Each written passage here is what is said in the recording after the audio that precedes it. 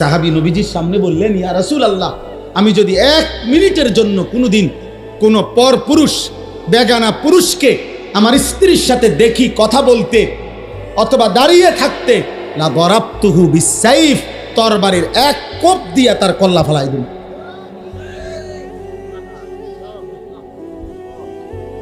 আচ্ছা, উপস্থিত সাহাবীরা তৎক্ষণাৎ এই নবীজির এই সাহাবীর এই কথা শুনে উনারাও বলে উঠছেন আল্লাহু আকবার।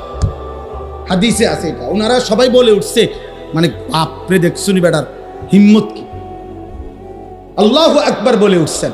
এবার নবীজি বললেন, আতাজাবুনা মিন গায়রাতে সাদ, তোমরা আমার সাদের হিম্মত, সাহসিকতা, আত্মসম্মান বোধ, গায়রত দেখে অবাক হলে শোনো সাহাবারা।